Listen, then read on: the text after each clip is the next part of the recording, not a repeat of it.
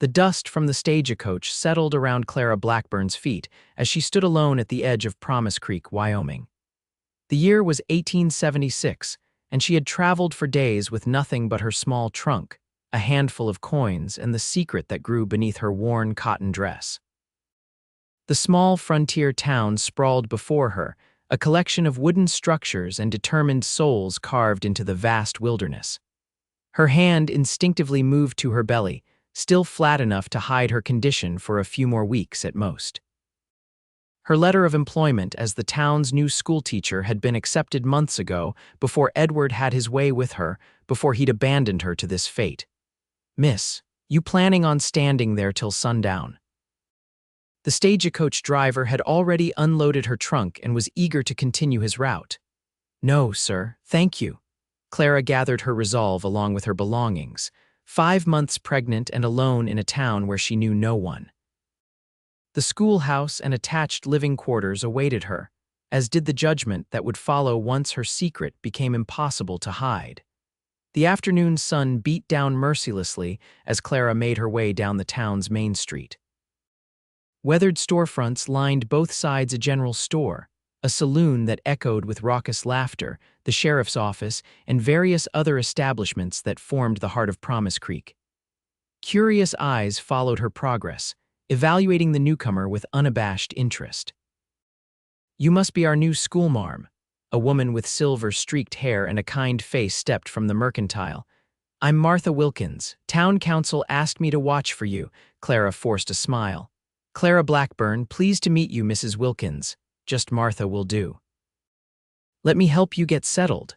Martha gestured to a young boy lounging nearby. "Tommy, grab Miss Blackburn's trunk and take it to the schoolhouse." The boy complied with a grudging nod, hoisting Clara's trunk with surprising strength. They walked in silence, Martha pointing out various landmarks along the way. The schoolhouse stood at the edge of town, a simple white clapboard building with a small bell tower. Behind it was a modest cabin that would serve as Clara's home. "It's not much, but the town fixed it up special for you. The last teacher left us rather suddenly." Martha's voice carried a note of something Clara couldn't quite identify. "School starts next Monday. 23 children, ages 5 to 15. Clara nodded, mentally calculating how many months she could teach before her condition became undeniable. "It's perfect, thank you." After Martha left, Clara sank onto the narrow bed, allowing tears to fall for the first time since boarding the stagecoach in Chicago. She hadn't planned on finding herself in this predicament, unmarried, pregnant, and alone in unfamiliar territory. Edward Whitmore had promised marriage, had spoken of love and forever, until the moment she'd told him about the baby. Then he'd revealed himself for what he truly was, a coward who'd never intended to honor his promises. Her hand caressed her stomach gently. "It's just you and me now, little one," she whispered. "We'll find our way." The following days passed in a flurry of preparation. Clara arranged the schoolroom, familiarized herself with the curriculum, and carefully altered her dresses to allow room for her expanding waistline. She met various townspeople, the mayor and his wife, the local doctor, shopkeepers, and parents of her future students. She was careful to stand behind her desk when visitors arrived, to wear her shawl despite the late summer heat, to deflect questions about her past with vague mentions of family troubles in Chicago. On Sunday, she attended church service, sitting in the back pew and leaving quickly before the congregation could engage her in lengthy conversations. She felt the curious stares, heard the whispered speculations about the young schoolteacher who kept to herself. It wouldn't be long before someone noticed her condition or the absence of a wedding ring. Monday arrived with the ring of the school bell. Clara stood at the door, welcoming each student with a warm smile that belied her nervousness. The children eyed her with a mixture of curiosity and evaluation, as children do when sizing up a new authority figure. "Good morning, class," Clara said after the last student had taken a seat. "I'm Miss Blackburn, and I'm delighted to be your teacher." The morning progressed better than she had anticipated. The children were respectful if somewhat restless, and Clara found herself relaxing into the role she had trained for. Teaching had always been her passion, the one thing she excelled at above all else. For a few precious hours, she almost forgot about her predicament. The school day ended with the afternoon bell, and Clara watched as her students scattered into the warm September day. She was gathering her materials when the schoolhouse door opened, revealing a tall figure silhouetted against the bright sunlight. "Miss Blackburn?" A deep voice accompanied the man as he stepped into the room, removing his hat. "I'm Jake Cooper. My niece Abigail speaks highly of your first day." Clara's breath caught at the sight of him. Jake Cooper stood over 6 feet tall, with broad shoulders that tapered to a lean waist. His face was weathered by sun and wind, with remarkable blue eyes that crinkled at the corners. Dark hair, slightly too long, curled at the nape of his neck. He was undeniably handsome in a rugged way that belonged uniquely to the frontier. "Mr. Cooper, yes, Abigail is a bright student." Clara moved behind her desk instinctively, a protective barrier between her secret and this stranger. "I'm pleased she enjoyed the day." Jake Cooper placed his hat on a student desk, revealing more of that unruly dark hair. "She hasn't stopped talking about you since she got home. Quite the change from last year when she'd do anything to avoid school." Children respond well to enthusiasm. Clara kept her tone professional despite the unexpected fluttering in her chest. "Is there something specific you needed, Mr. Cooper?" His smile was immediate and transformative, softening the hard lines of his face. "Just wanted to introduce myself. I run the Cooper Ranch outside of town. Largest cattle operation in the territory." He stated this not with arrogance but as simple fact. "Also serve on the town council. Thought I should welcome you properly since I missed your arrival." "That's very kind, thank you." Clara remained behind the desk, one hand unconsciously moving to her midsection before she caught herself and redirected it to arranging papers.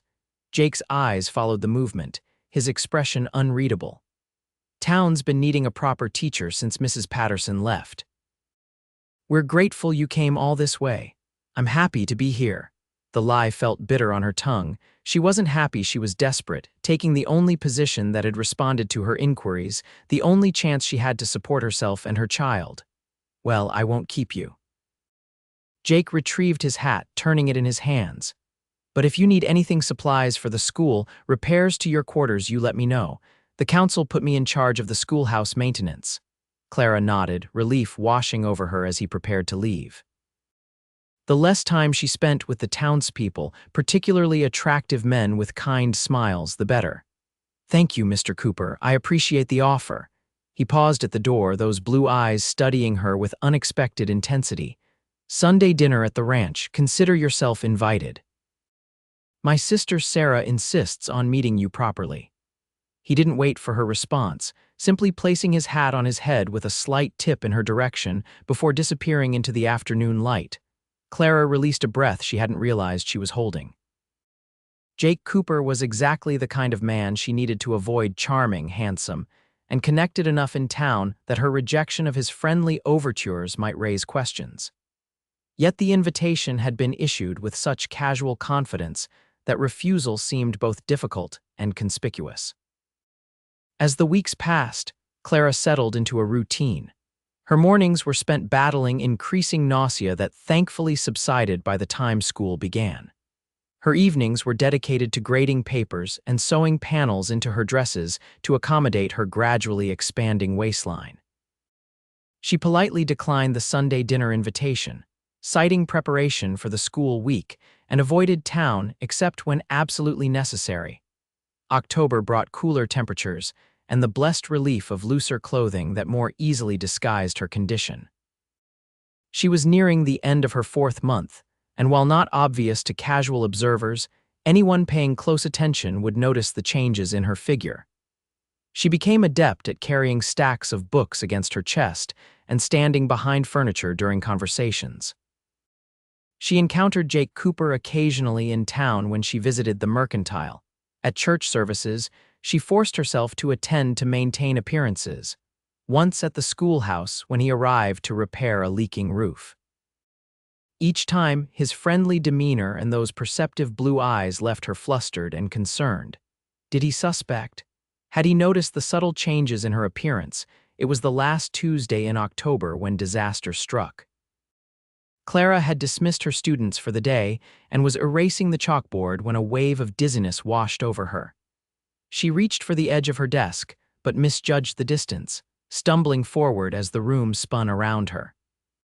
The last thing she remembered was the sound of the schoolhouse door opening before darkness claimed her. She awoke to find herself lying on a narrow bed, a cool cloth on her forehead, and the concerned face of an older man looming above her. "There you are," he said, his voice gentle.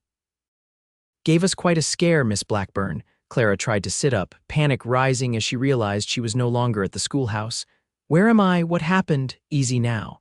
The man pressed her gently back onto the pillow. "I'm Dr. Wilson. You fainted at the schoolhouse. Jake Cooper found you and brought you to my office." Cold fear gripped her heart. "Mr. Cooper, he's here." Dr. Wilson nodded, studying her with professional interest. "He's waiting outside, been pacing a hole in my floorboards for the past hour." The doctor paused, his expression softening with understanding. "Miss Blackburn, I need to ask you some personal questions. As your physician, anything you tell me remains confidential." Clara closed her eyes, knowing what was coming. "You know, don't you? I suspected when Jake carried you in." The examination confirmed it. Dr. Wilson's voice held no judgment. "You're approximately 4 months along, I'd say." Tears leaked from the corners of Clara's eyes. 5 months next week." Dr. Wilson patted her hand gently. "You've been under tremendous strain, trying to hide your condition while teaching. The fatigue and likely inadequate nutrition contributed to your fainting spell. Will you tell the town council?" Clara's voice was barely above a whisper. Dismissal was inevitable once her pregnancy became known. No frontier town would tolerate an unmarried, pregnant schoolteacher instructing their children. As I said, doctor-patient confidentiality applies. Dr. Wilson adjusted his spectacles. "However, your condition won't remain a secret much longer. These things have a way of becoming obvious." Clara nodded miserably. "I know, I just needed time to save enough money, make plans." "Well, you need proper care now." Dr. Wilson stood, gathering bottles from a nearby shelf. "I'm prescribing a tonic to help with your strength. And you need to eat properly meat when you can afford it, plenty of vegetables, no more skipping meals." A soft knock at the door interrupted them. "Doc, is she awake?" Jake Cooper's voice came through the wood. Dr. Wilson looked at Clara questioningly. She nodded reluctantly, smoothing her dress and ensuring the blanket covered her midsection. Jake entered, concern etched across his features. His eyes immediately sought Clara's, relief evident when he found her conscious. "Miss Blackburn, how are you feeling?" "Better, thank you."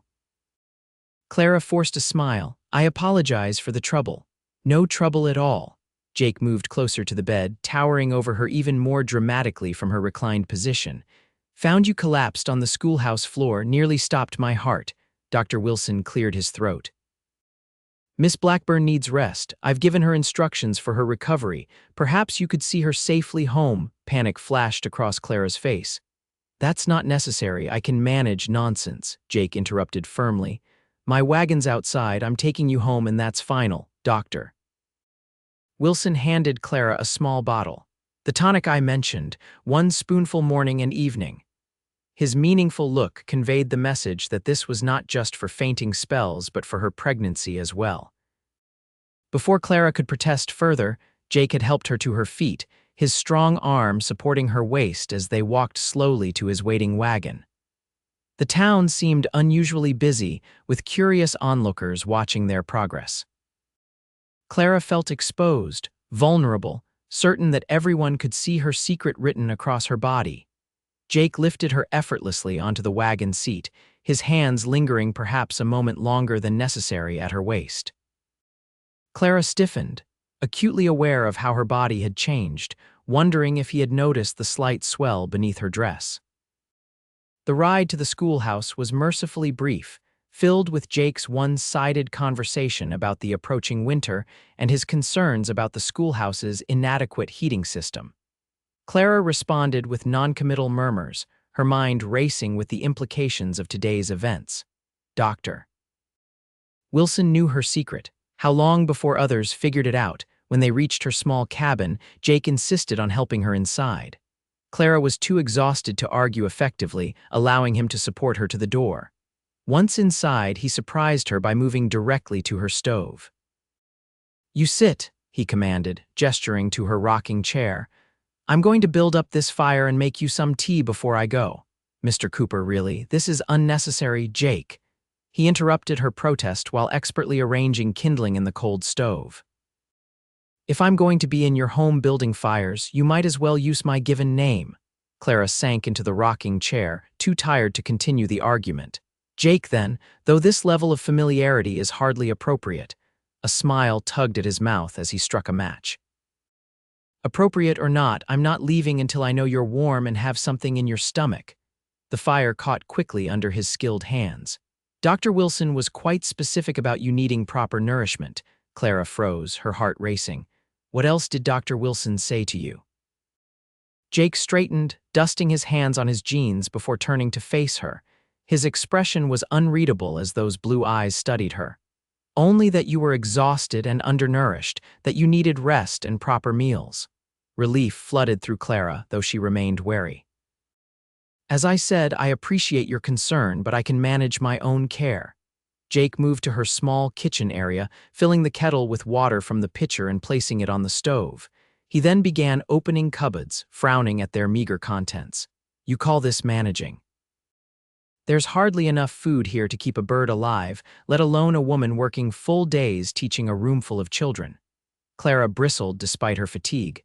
"My provisions are adequate. I'm simply careful with my expenses." Jake turned to face her, his expression softening. "Clara," he said, using her given name for the first time, "there's being careful and there's going hungry. From the looks of your pantry, you've been doing the latter."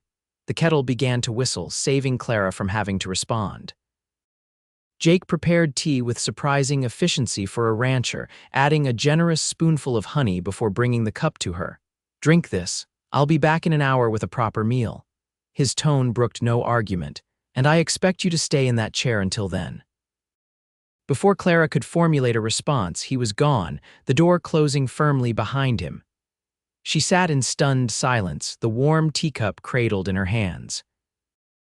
No man had ever taken charge of her welfare like that, not her father, who had been distant at best. Certainly not Edward, who had abandoned her at the first sign of responsibility.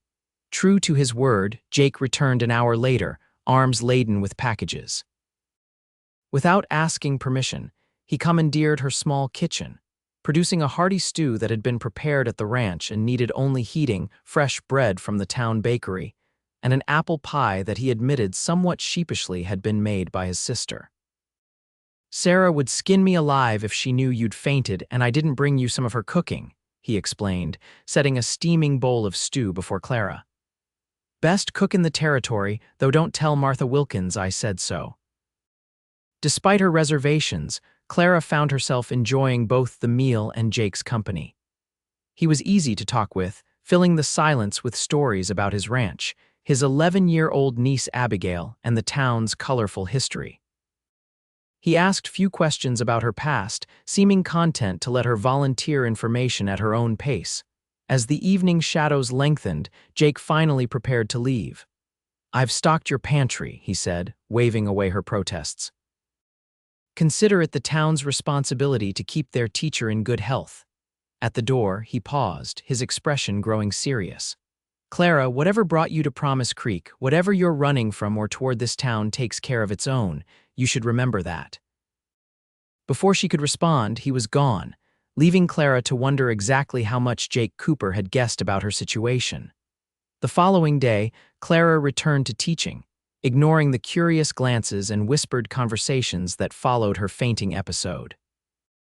She maintained a professional demeanor despite her growing anxiety about her increasingly difficult-to-conceal pregnancy.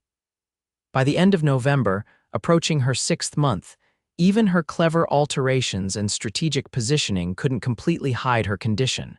The whispers grew louder. Mothers lingered after dropping off their children, studying Clara with narrowed eyes. During Sunday services, she felt the weight of judgment in the pointed glances and abruptly ended conversations when she approached. Only Jake continued to treat her with unwavering kindness, stopping by the schoolhouse regularly with firewood, provisions, or simply to check on her well-being. It was the first week of December when Clara was summoned to a special meeting of the town council. The summons came via a terse note delivered by young Tommy Wilkins after school.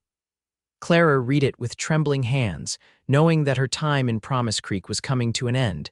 The meeting was set for 7 o'clock that evening in the back room of the Mercantile. Clara dressed carefully in her best dress, the one that still somewhat disguised her condition if she wore her heavy shawl. The walk to town in the crisp evening air did little to calm her nerves. 5 council members awaited her. Mayor Hendricks, a portly man with perpetually flushed cheeks, Martha Wilkins, whose earlier kindness had cooled considerably in recent weeks, Reverend Parker, whose disapproving frown seemed permanently etched on his face, Harold Fleming, the bank manager, and Jake Cooper, whose expression revealed nothing as she entered. "Miss Blackburn, thank you for coming," Mayor Hendricks began formally. "Please take a seat." Clara remained standing, her hands clasped tightly before her. "I prefer to stand, thank you." Reverend Parker cleared his throat. "Miss Blackburn, it has come to the council's attention that you may be in a delicate condition." Clara lifted her chin, summoning her last reserves of dignity. "If you're asking whether I'm with child, Reverend, the answer is yes." A collective intake of breath followed her frank admission. Martha Wilkins' lips thinned to a disapproving line while Mayor Hendricks shifted uncomfortably in his chair. "I see," the mayor said finally, "and the father is not in the picture," Clara replied evenly, refusing to elaborate on Edward's betrayal. "Miss Blackburn," Reverend Parker leaned forward, his voice heavy with judgment. "Surely you understand that an unmarried woman in your condition cannot possibly serve as a moral example to the children of this town. As schoolteacher, you are expected to uphold the highest standards of propriety." Clara nodded, having expected nothing less. "I understand your position, Reverend. I assume the council wishes me to resign immediately." "Well now," Mayor Hendricks tugged at his collar, "it's the middle of the school term. Finding a replacement wouldn't be easy, especially with winter setting in." "What Andrew is trying to say," Martha interrupted sharply, "is that while your condition is inappropriate for a schoolteacher, the council is willing to allow you to complete the term through Christmas. That gives you 3 more weeks of employment and us time to secure a replacement." Clara absorbed this news with outward calm, though inwardly she was calculating how far her meager savings would take her. Not far enough, certainly not with a baby due in early March. "I appreciate the council's flexibility," she managed, though the word tasted like ashes in her mouth. "May I continue living in the teacher's quarters until my replacement arrives?" "That seems reasonable," Harold Fleming spoke for the first time, "though you understand you'll need to vacate once the new teacher is hired." Throughout the exchange, Jake had remained silent, his eyes fixed on Clara with an intensity that made her uncomfortable. Now he stood suddenly. "This is wrong." All heads turned toward him in surprise. Mayor Hendricks frowned. "Jake, we've discussed this." "No, you discussed while I listened." Jake's voice was controlled but carried an undercurrent of anger. "Miss Blackburn is an excellent teacher. Every child in that school has shown improvement under her instruction, Abigail included. Her teaching abilities aren't in question," Reverend Parker said stiffly. "It's her moral character, Jake interrupted, his voice rising. "You mean the fact that she's facing her circumstances with dignity instead of running away, that she's working hard to support herself and her child, that she's never once complained or asked for charity despite clearly struggling?" Clara stared at him in astonishment. No one had ever defended her like this, certainly not a man she barely knew. "Jake," Martha Wilkins said with exaggerated patience, "you know as well as anyone that certain standards must be maintained. What kind of example does she set for the young girls in this town?" "A damn sight better example than we're setting by casting out a woman in need," Jake retorted. His eyes found Clara's, something unreadable flickering in their blue depths. "Miss Blackburn isn't going anywhere. She's staying on as the schoolteacher." Reverend Parker rose to his feet, indignation flushing his features. "You have no authority to make that decision unilaterally, Cooper." "No." Jake's smile held no warmth. "The schoolhouse stands on land I donated to the town. The teacher's salary comes partly from Cooper Ranch taxes, and if my memory serves, the council bylaws require unanimous agreement to dismiss a teacher mid-term. A tense silence followed this statement. Clara held her breath, watching the council members exchange uneasy glances. Even if what you say is true, Mayor Hendricks said carefully, there's still the matter of propriety. An unmarried woman with child will be married by the end of the week, Jake interrupted smoothly. Clara's head snapped up, certain she had misheard. I beg your pardon, Jake turned to her, his expression softening. Clara Blackburn, I'm asking you to marry me, today, tomorrow, whenever you're ready, but soon enough to satisfy even the Reverend's rigid sense of propriety. This is absurd, Clara sputtered, equal parts confused and outraged. Mr. Cooper, we barely know each other. I know enough, he countered. I know you're brave, determined, and too stubborn for your own good. I know you care deeply for your students. I know you face each day with dignity despite the whispers behind your back. He stepped closer, lowering his voice, and I know that baby deserves a father who will be proud to claim it. Clara's eyes filled with tears she refused to shed in front of the council. This is madness. You can't possibly want what I want, Jake interrupted firmly, is for you to keep your position as teacher, for your child to have my name, and for you to never again worry about how you'll provide for yourself or your baby. He took her hand, his calloused fingers warm against her skin. The rest we can figure out day by day. Clara stared at him, searching for any sign of pity or obligation in his expression. Instead, she found only steady resolve and something else, a warmth that made her breath catch. You can't be serious. Her voice was barely a whisper. Never been more serious in my life. Jake turned back to the council, his hand still holding Clara's. Well, any objections to keeping on a married schoolteacher? The council members exchanged looks ranging from shock to resignation. Finally, Mayor Hendricks cleared his throat. I suppose. If you were to marry, the situation would be somewhat different. Somewhat? Jake's eyebrow rose challengingly. Martha Wilkins sighed heavily. Fine, if Miss Blackburn becomes Mrs. Cooper before Christmas, the council will reconsider her position. No need to reconsider what isn't changing, Jake replied firmly. Clara stays on as teacher, married or not, but since I'm marrying her anyway, that particular objection becomes moot. He turned to Clara. Unless you'd rather not have me. Clara found herself unable to formulate a coherent response. The events of the last 10 minutes had upended her world completely. I need time to think, Jake nodded. Fair enough, but not too much time. I'll call on you tomorrow for your answer. He addressed the council once more.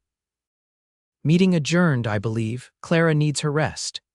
Without waiting for a response, Jake guided Clara out of the mercantile and into the cold December night. They walked in silence until they reached the edge of town, away from curious eyes and ears. You can't possibly be serious about marrying me, Clara said finally, pulling her hand from his. It's a ridiculous solution to an impossible situation. Jake stopped walking, turning to face her fully in the moonlight. Is it really so ridiculous? You need a husband, I'm offering. I need a husband? Clara's temper flared. I've managed quite well on my own, thank you very much. Have you? Jake's voice was gentle rather than accusatory. You fainted from exhaustion and poor nutrition. You're living on the edge of poverty despite working yourself to illness. And in 3 months, you'll have a baby to care for as well. Clara wrapped her arms around herself, the truth of his words impossible to deny. Why would you do this? Saddle yourself with another man's child, with a woman you hardly know. Jake was quiet for a moment, his gaze moving over the moonlit landscape before returning to her face. My father died when I was 8. My mother was pregnant with my sister Sarah at the time. No family, no money, no prospects. She took in laundry, cleaned houses, did whatever she could to keep food on the table. His voice roughened with emotion. She worked herself into an early grave trying to give us a decent life. No one helped her. No one stood up for her. Understanding dawned on Clara. So I'm your chance to right that old wrong. Your charitable project? No. Jake stepped closer, his hands coming to rest on her shoulders. You're a woman I admire. Strong, intelligent, determined to forge your own path despite the obstacles. And yes, your situation reminds me of my mother's, but that's not why I'm offering marriage. Then why? Clara whispered, afraid of the answer yet needing to hear it. Jake's hands moved from her shoulders to gently cup her face. Because from the moment you stepped into that schoolhouse, I haven't been able to get you out of my mind. Because watching you these past months, your courage, your dignity, despite everything has only deepened my admiration. Because I want to build a life with you, Clara Blackburn, if you'll have me. Clara shook her head in disbelief. You can't mean that. No man wants to raise another man's child. Jake's hands dropped to her waist, then lower, coming to rest gently on the swell of her belly. Clara froze at the intimate touch but didn't pull away. This baby. Jake's voice was soft as he looked into her eyes. If you marry me, this baby is ours. Not yours, not mine. Ours. Before Clara could respond, Jake lowered his head and pressed a gentle kiss against her stomach through the layers of her clothing. The tender gesture, so unexpected and so profound, brought tears to her eyes. Jake, she began, her voice catching. He straightened, his eyes serious in the moonlight. I'm not asking for an answer tonight. Think about it. Talk to Dr. Wilson if you need an outside perspective. But know that my offer comes from my heart, not from pity or obligation. Clara nodded, too overwhelmed to speak. Jake escorted her the rest of the way to the schoolhouse in companionable silence, leaving her at the door with a gentle squeeze of her hand but no further pressure for an immediate answer. Clara barely slept that night, her mind whirling with possibilities she had never dared consider. Marriage to Jake Cooper would solve her immediate problems. She could keep her position, have security for her child, avoid the stigma of unwed motherhood. But marriage meant more than practical arrangements. It meant sharing a life, a home, a bed. The thought sent heat rushing to her face. Jake Cooper was undeniably attractive, and his kindness over the past months had not gone unnoticed. But could she marry a man she didn't love, even one as decent as Jake seemed to be? And what would he expect from her as a wife? Mourning brought no clarity. Clara went through the motions of teaching, her mind elsewhere as she guided her students through their lessons. When the school day ended, she wasn't surprised to see Jake's tall figure waiting outside. Walk with me, he asked simply. Clara nodded, gathering her shawl around her shoulders. They walked in silence toward the creek that gave the town its name, stopping at a fallen log overlooking the water. I've been thinking about your proposal, Clara said finally, watching the water flow over smooth stones. And, Jake prompted when she didn't continue. It's a practical solution to my predicament, Clara admitted, but marriage should be more than practicality. Jake nodded, his eyes on the distant mountains. My parents had an arranged marriage, practical, as you say. They grew to love each other deeply over time. He turned to face her. I'm not declaring undying love, Clara. I barely know you, though I'd like the chance to change that. What I'm offering is respect, protection, and partnership. The rest may come in time. Clara studied his face, searching for any sign of reluctance or doubt. And if it doesn't? If we never develop deeper feelings, then we'll still have a solid marriage based on mutual respect and shared purpose. Jake reached for her hand, his fingers warm against her skin. I won't lie to you, Clara. I'm attracted to you, have been since the day we met. But I expect nothing you're not willing to give. We can have separate bedrooms until you're ready for more if you ever are. His honesty touched her deeply. What about the baby? It's not yours, Jake. The town will know that, given how far along I am. Jake's expression hardened slightly. The man who abandoned you forfeited any right to this child. As for the town, let them talk. Once they see me claim this baby as my own, they'll accept it or not. Doesn't much matter to me either way. Clara took a deep breath, the magnitude of his offer settling around her. If I agree. When would we marry? Saturday, Jake replied promptly. That gives us 3 days, enough time for Reverend Parker to post the banns, for Sarah to plan a small reception at the ranch, for me to make arrangements at the house. The house. Clara hadn't considered the logistics of where they would live. My house at the ranch. Jake smiled slightly. Bigger than your cabin by the schoolhouse, room for us, the baby, and any others that might come along. At her startled expression, he added, in the future. If we decide that's what we want. Clara looked down at their joined hands, considering the enormity of the decision before her. I need to be honest with you, Jake. I was involved with a man in Chicago, Edward Whitmore. He promised marriage, then abandoned me when he learned I was expecting. I was naive, foolish to believe his promises. Jake's fingers tightened around hers. Edward Whitmore sounds like a coward and a fool. His loss is my gain. You make it sound so simple, Clara murmured. It can be if we let it. Jake released her hand to gently tuck a stray lock of hair behind her ear. Clara Blackburn, will you marry me? Will you allow me to be a father to your child, a partner in your life? Clara looked into his earnest blue eyes and made her decision. Yes, Jake Cooper, I will marry you. The smile that transformed his face was like sunrise breaking over the mountains. Without warning, he pulled her gently into his arms, mindful of her condition, and pressed his lips to hers in a kiss that started tentatively but quickly deepened into something that made Clara's heart race. When they finally parted, both were breathing unevenly. Saturday can't come soon enough, Jake murmured, his forehead resting against hers. Clara laughed softly, the sound surprising both of them. For someone who promised to expect nothing, that was quite a kiss, Mr. Cooper. Just giving you a preview of possibilities, future Mrs. Cooper. His grin was boyish and infectious. Come on, let's go tell Sarah the news. My sister has been nagging me to settle down for years. She'll be over the moon. The next 3 days passed in a whirlwind. Jake's sister Sarah, a practical woman with their mother's determination and kind eyes, took charge of wedding preparations with enthusiasm. She welcomed Clara with warmth that brought tears to the expectant mother's eyes, treating her pregnancy as a blessing rather than a scandal. About time Jake found a woman with enough spine to stand up to him, Sarah declared as she helped Clara alter a cream-colored dress for the ceremony. And I get a niece or nephew in the bargain. Couldn't ask for better. The town's reaction was mixed. Some, like Martha Wilkins, maintained a disapproving distance.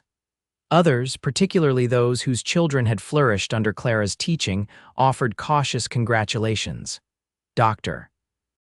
Wilson expressed quiet approval, telling Clara privately that Jake Cooper was a man of his word who would make a fine husband and father. Saturday dawned clear and cold, a perfect December day. The ceremony in the small church was brief, attended by Sarah, Abigail, a few of Jake's ranch hands, and a scattering of townspeople curious enough to overlook the scandal. Clara wore the cream dress Sarah had helped alter, with dried wildflowers in her hair and Jake's mother's cameo at her throat, something borrowed. Sarah had insisted. Jake's hand was steady as he placed the simple gold band on Clara's finger. His "I do" rang clear and confident through the small church. When Reverend Parker pronounced them husband and wife, Jake's kiss was gentle but possessed a promise that made Clara blush. The reception at Cooper Ranch revealed a different side of Jake, the respected rancher, the fair employer, the man whose word was his bond throughout the territory. Clara watched him move among his guests, struck by the realization that she had married a man of substance and character. "He's a good man," Sarah said, appearing at Clara's elbow with a plate of food. "Stubborn as a mule sometimes, but his heart's as big as Wyoming. You did well, sister-in-law. I think perhaps he did the well part," Clara replied, unconsciously touching her rounded belly. Taking on another man's child, Sarah's expression grew serious. "That baby became Jake's the moment he decided to marry you. You'll never hear him call it anything but his own." She squeezed Clara's hand. "Give him a chance, Clara. My brother doesn't do anything halfway, including falling in love." Before Clara could respond to this surprising statement, Jake appeared at her side. "Time to get you home," he said, his hand resting lightly at the small of her back. "Doctor's orders the new Mrs. Cooper needs her rest." The ride to what was now their home was comfortable, Jake pointing out landmarks on his property as they traveled the well-maintained road from the main house. Their home was a substantial 2-story structure set on a gentle rise overlooking a stream. "It's beautiful," Clara breathed as Jake helped her down from the wagon. "Built it 5 years ago," Jake said, a note of pride in his voice. "Always seemed too big for just me. Makes more sense now." Inside, the house was simply but comfortably furnished, with a large kitchen, a study filled with books that surprised Clara, and several bedrooms upstairs. Jake carried her trunk to the master bedroom, setting it down carefully. "Your room," he said, gesturing to the large space with its 4-poster bed. "Mine's across the hall. Like I said, you set the pace for everything." Clara nodded, unexpectedly touched by his consideration. "Thank you, Jake, for everything," he smiled, reaching out to touch her cheek gently. "Get some rest. I'll be downstairs if you need anything. Anything at all." True to his word, Jake made no demands on his new wife beyond her company at meals and occasional companionship in the evenings as they sat before the fire. He drove her to the schoolhouse each morning and picked her up each afternoon, brooking no argument about her continuing to teach until she was ready to stop. The town's attitude shifted gradually as they witnessed Jake's obvious pride in his pregnant wife. When he kissed her in public, his hand often resting protectively on her growing belly, the whispers faded. When he spoke openly about our baby, even the most critical voices eventually quieted. Christmas came and went, marked by simple gifts exchanged before the fire and a family dinner with Sarah and Abigail. January brought heavy snows that sometimes kept Clara home from school, days she spent organizing Jake's library or learning to cook under Sarah's patient instruction. Throughout these quiet winter days, Clara found herself drawn increasingly to her husband. His consideration never wavered. His kisses, offered each morning and evening, grew longer and more heated, though he always pulled away before they could progress further. They talked for hours before the fire about books, about his plans for the ranch, about her ideas for the school. The friendship that developed between them was unexpected and precious. It was a bitter February night, the wind howling around the eaves of their home when Clara made her decision. Jake had built up the fire in her bedroom, ensuring she would be warm through the night as he did every evening. "Good night, Clara," he said, pressing a kiss to her forehead as had become their routine. "Sleep well." As he turned to leave, Clara caught his hand. "Stay." The single word hung between them in the firelit room. Jake went very still, his eyes searching hers. "Clara, are you sure?" In answer, Clara brought his hand to her lips, pressing a kiss to his palm. "I'm sure. I don't want to sleep alone tonight or any night." Jake drew her gently into his arms, mindful of her advanced pregnancy. "I don't want you to feel obligated, I don't," Clara interrupted, her hands coming up to frame his face. "I want my husband, I want you, Jake." The passion that had been banked for months flared between them as Jake claimed her mouth in a kiss that left no doubt about his desire. His hands moved reverently over her body, learning the changes pregnancy had wrought, worshipping rather than merely accepting them. "You're beautiful," he whispered against her skin, "so beautiful carrying our child, our child." The words resonated in Clara's heart as Jake's hands and lips learned her body with exquisite care. Their lovemaking was gentle, considerate of her condition, but no less passionate for the restraint Jake showed. When they finally lay tangled together in the aftermath, Clara's head resting on his chest, she felt a profound sense of rightness. "I never expected this," she murmured, her fingers tracing patterns on his skin. "When I came to Promise Creek, I was so alone, so afraid." Jake's arms tightened around her. "And now," Clara raised her head to look into his eyes, "now I have a home. A husband who treats another man's child as his own, a future I never dared imagine." Jake's expression grew serious. "Clara, there's something I need to say." He sat up, bringing her with him so they faced each other in the firelight. "I didn't know it when I proposed, but I know it now with absolute certainty." "Know what?" Clara asked, suddenly anxious. Jake took her hands in his blue eyes intense in the dancing light. "I love you, Clara Cooper, not out of duty or obligation, not because of the baby. I love you for your strength, your intelligence, your beautiful heart. I love everything about you, and I want you to know that before our child arrives." Tears filled Clara's eyes at his declaration. "Oh, Jake, I've been so afraid to admit it, even to myself, but I love you too, so much." The smile that broke across Jake's face was radiant. He pulled her into his arms, kissing her with all the pent-up emotion of months of restraint. When he finally released her, they were both breathless. "Our marriage may have started as a practical arrangement," Jake said, his forehead resting against hers, "but somewhere along the way it became the greatest blessing of my life." Clara smiled through her tears. "Mine too." 2 weeks later, on a clear March morning with the first hints of spring warming the air, Clara went into labor. Jake sent a ranch hand galloping for Dr. Wilson while Sarah arrived to help with the delivery. After 8 hours of labor, Clara gave birth to a healthy baby girl with a shock of dark hair and bright blue eyes. "She's perfect," Jake whispered, cradling his daughter with surprising expertise. "Absolutely perfect. She has your eyes," Clara observed, exhausted but radiant. "Just a coincidence," Sarah said with a laugh. "All babies have blue eyes at first. But as the weeks passed, the baby's eyes remained the same bright blue as Jake's.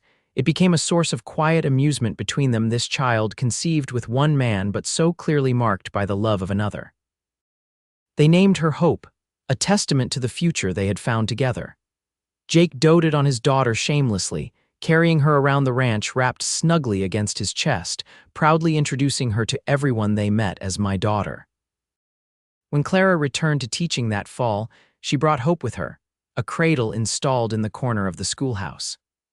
The children adored the baby, and any lingering whispers about Hope's parentage faded in the face of Jake Cooper's obvious devotion to both his wife and child. On Hope's first birthday, with spring once again bringing new life to Promise Creek, Jake took Clara for a walk to the creek where he had proposed. The water gurgled peacefully over stones while meadowlarks called from nearby trees. "Happy?" Jake asked, his arm around his wife's waist as they watched the water flow. "Incredibly," Clara replied, leaning into his embrace. "I never imagined finding such happiness when I stepped off that stagecoach." Jake turned her to face him, his expression suddenly serious. "I have something for you." He reached into his pocket, withdrawing a small velvet pouch. "I wanted to wait for the right moment." Clara opened the pouch to find a gold ring set with a perfect diamond. "Jake, we're already married." "I know." He took the ring, sliding it onto her finger alongside her simple wedding band. "But our first wedding was hasty, practical. You deserved romance, Clara.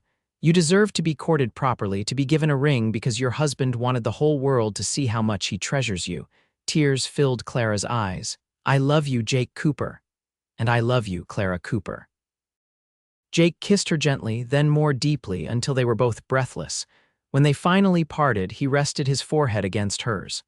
"I have more news. Dr. Wilson confirmed it yesterday when you went to see him about that persistent fatigue." Clara's eyes widened. "Jake Cooper." "You asked the doctor about my condition before telling me." Jake's grin was unrepentant. "I suspected but wanted to be sure before getting your hopes up." His hand moved to rest gently on her still flat stomach. "Hope is getting a brother or sister come fall." Joy bloomed across Clara's face. "Another baby? Oh, Jake." Jake gathered her in his arms, lifting her off her feet in his enthusiasm. "Our family is growing, Clara, our family." He set her down gently, his expression growing tender as he placed a reverent kiss on her still flat belly. "This one's ours from the very beginning." Clara covered his hand with her own. "They're both ours, Jake. You made that true the day you kissed my belly and claimed Hope as your own." As they walked hand in hand back toward their home, Clara reflected on the journey that had brought her here. The frightened, desperate young woman who had arrived in Promise Creek a year and a half ago could never have imagined this happiness. She had found not just security but deep, abiding love with a man whose heart was big enough to claim another man's child as his own. Hope was waiting for them at the house, toddling unsteadily on the porch under Sarah's watchful eye. At the sight of her parents, the little girl's face lit up with a smile that mirrored Jake's. She lifted her arms, calling "Papa," in a clear voice that made Jake's eyes shine with pride. As Jake scooped up their daughter, pressing kisses to her chubby cheeks while she giggled delightedly, Clara felt her heart overflow with gratitude. This was her family, created not by blood alone but by choice, by love, by a man brave enough to kiss her belly when she thought no one could ever want her with child. "What are you thinking?" Jake asked, noticing her thoughtful expression as he settled Hope on his hip. Clara smiled, moving to join her husband and daughter, her hand resting protectively over the new life growing within her. "I'm thinking that sometimes the most unexpected journeys lead to the most perfect destinations." Jake's free arm wrapped around her waist, drawing her against his side as they stood together on the porch of their home, the future stretching before them like the vast Wyoming sky, boundless, bright with promise, and theirs to shape together.